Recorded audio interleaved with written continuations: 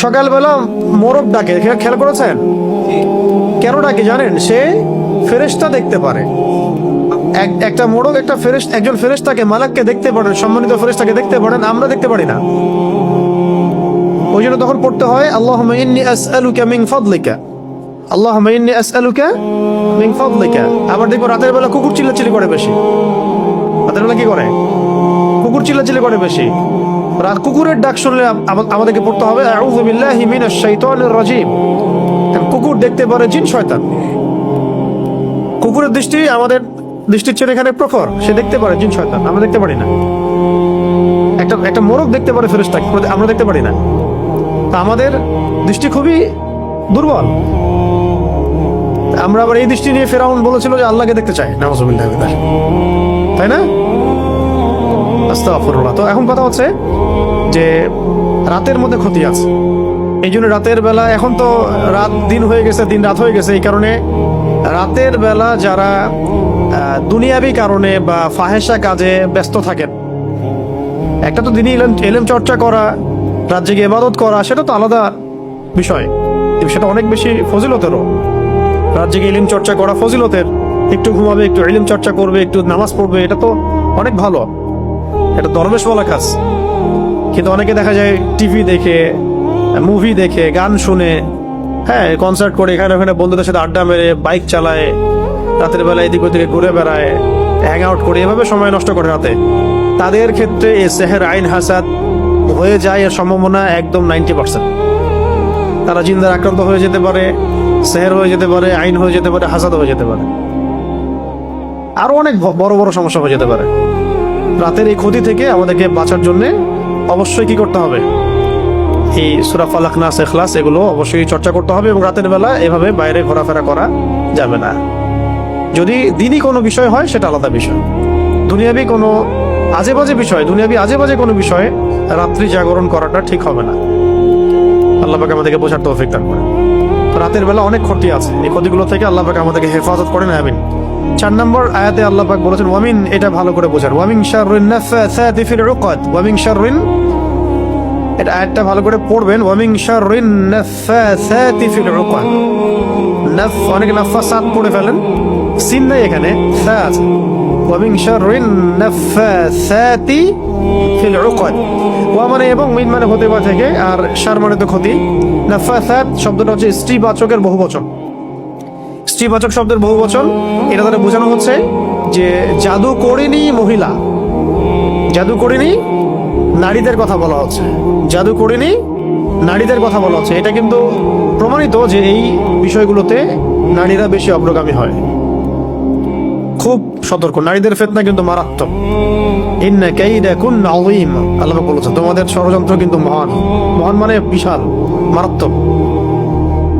তো এখনো গ্রামে গঞ্জে বিভিন্ন জায়গায় আপনি দেখবেন যে নারীরা এগুলোর সাথে বেশি সম্পৃক্ত হয়ে যাচ্ছে, জাদু চর্চা করছে, ইত্যাদি ইত্যাদি। আগে থেকে এটা ছিল। আল্লাহ পাক এখানে মুয়ান্নাস শব্দ প্রয়োগ করেছেন যে গ্রন্থিতে, ওকদ, ওকদ মানে হচ্ছে গ্রন্থি, গিট, রশি বা দড়ির গিট। তাহলে আয়াতের অর্থ হচ্ছে যে গ্রন্থিতে ফুৎকার দানকারী, মানে ফু দেয়, যে ফু দেওয়া, গ্রন্থিতে মানে গিটে ফুৎকার দানকারিনী নারীদের অনিষ্ট থেকে বোঝানো হচ্ছে এমন জাদু করেনি মহিলাদেরকে যারা গিটের মধ্যে ফু দিয়ে দিয়ে জাদু করে, বুঝতে পারছে? এমন নারীদের অনিষ্ট থেকে আল্লাহ পাক আমাদেরকে আশ্রয় চাইতে বলছেন যারা গিটের মধ্যে ফু দিয়ে দিয়ে দিয়ে জাদু করে। ঠিক নবী সাল্লাল্লাহু আলাইহি ওয়াসাল্লামের ক্ষেত্রে কি হয়েছিল? এই 11টা গিট দেওয়া হয়েছিল, চুলে 11টা গিট দেওয়া হয়েছিল। এই চুলের কথা বলতে গিয়ে একটা কথা মাথায় আসছিল, তখন ভুলে গেছিলাম। এই যেখানে সেখানে সেলুনে যে চুল কাটি আমরা, এইগুলোতে একটু ঝুঁকি আছে। মানে চুলগুলো কখন কোথায় কি হচ্ছে, আপনার কোন দুষ্পর আপনার চুল নিয়ে চলে যাবে, আপনি তো টের পাচ্ছেন না। ব্যাপারটা বুঝতে পারছেন? তো এর বড় বড় ওলামায়ে কেরাম যারা আমি আগে দেখেছি, শুনেছি যে তারা কিন্তু বাসায় চুল কাটতেন এবং চুল মাটিতে পুঁতে ফেলতেন, কাউকে দিতেন না, দেখতে দিতেন না। কে জানে আবার শত্রুতা করে কেউ যদি চুল নিয়ে চলে যায়, আপনার শত্রু টানেভাবে থাকতে পারে, আপনি তো বুঝতে পারবেন না। তো যাই হোক, এত বেশি আবার ভয়ের কিছু নাই, কিন্তু ব্যাপারটা কনসিয়াসনেস থাকা দরকার যে চুল মেয়েরাও যেখানে সেখানে ফেলে দিচ্ছে। জাদুর চুল দিয়ে করা যায় আর কি, করেও সাধারণত। চুল দিয়ে করলে মাথায় ইফেক্ট হবে, আবার অনেক সময় দেখা যায়, আমরা দেখেছি যে মেয়েরা চুল বিক্রি করতেছে। গ্রাম অঞ্চলে দেখবে, খেয়াল করে চুলগুলো কালেক্ট করে বিক্রি করে তারা, আবার পরচুলা বানায় সেগুলো দিয়ে। মারাত্মক এগুলো ডেঞ্জারাস কাজ আর কি, যে কোনো সময় ক্ষতিগ্রস্ত হয়ে যেতে পারে। তো এখানে বোঝানো হচ্ছে যে এই গ্রন্থিতে ফুৎকার দানকারিনী মহিলাদের অনিষ্ট থেকে আমি আশ্রয় প্রার্থনা করছি।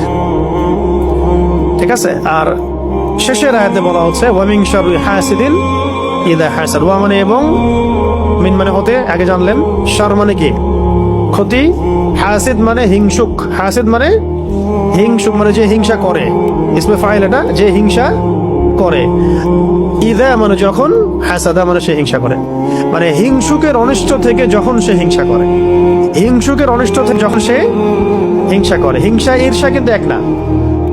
যেমন একজনের মাশাআল্লাহ সম্পত্তি আছে, আপনি আকাঙ্ক্ষা করছেন যে আমারও যদি হতো, আমিও আল্লাহর পথে দান করতাম। এটা ঈর্ষা করা, এটা বৈধ জায়েজ। কিন্তু আপনি এভাবে যদি চিন্তা করেন যে ওর সম্পদ ধ্বংস হয়ে যাক,